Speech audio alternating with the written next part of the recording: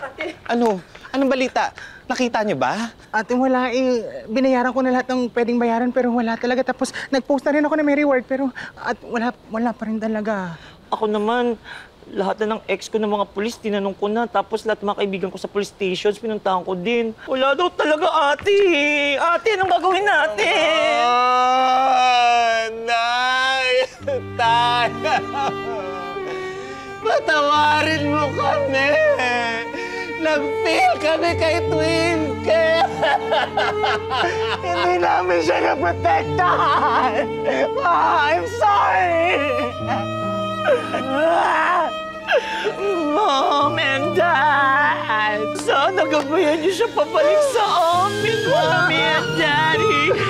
And we promise you na aalagaan namin siya with all our power! I'm sorry, Ma!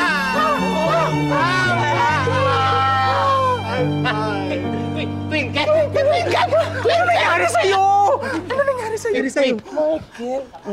Michael, bakit may alak ka? Lasing ka ba? Opo. Saan ka galing? Sa bar. Bar? Bakit ka pa pwede mag-bar? 18 na ako, ate. Naku, bakit kami mga pasa? Paano na yung glad skin face mo? Paaway ako. Umaway ka! Sino umaway sa'yo? Bubugbugin ko! Pakalanan! Sa'yo, ate! I'm fine. Sinubukan kong hanapin si George sa bar. Pero yung nakita ko, si Jason. Yung crush ni George. Narinig ko kasi na balak lokohin at ligawan ni Jason si George. Kaya yun, binugbog ko. Pero huwag kayong mag-alala mga ate.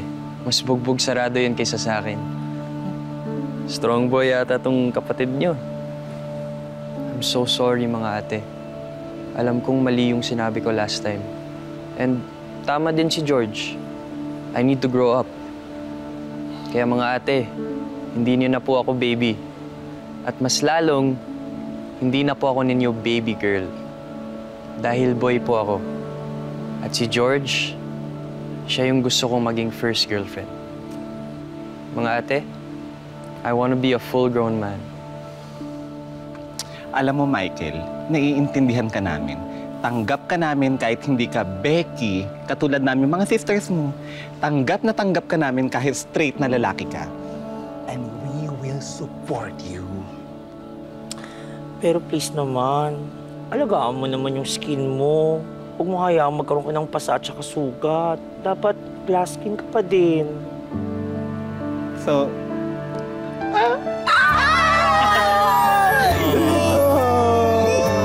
Love you mga ate. we love you too! Our big brother. Oh. Ay! Iba din!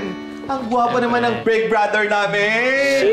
True! Pero bago ang lahat, nag-review ka na ba for your exam? Ay, syempre ate, kanina ba? Very good. Eto naman ang allowance mo, 2,000 pesos para pang date ni George. O mga tropa-tropa vibes natin dyan!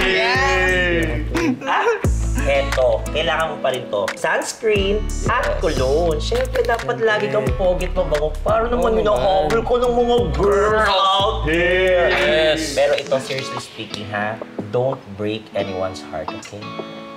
Promise ate.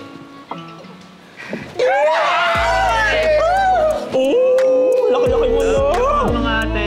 We love you, Michael! Michael na.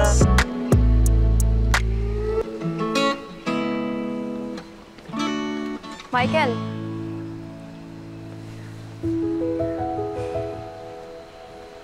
George, anong ginagawa mo dito?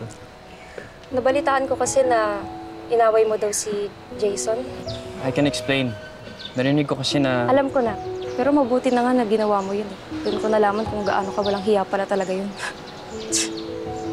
Pero salamat kasi niligtas mo ako sa potential heartbreak.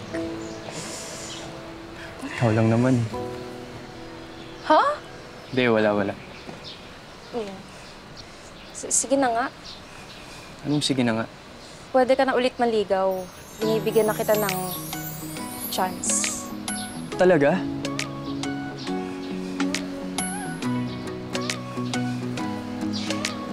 Tara na nga.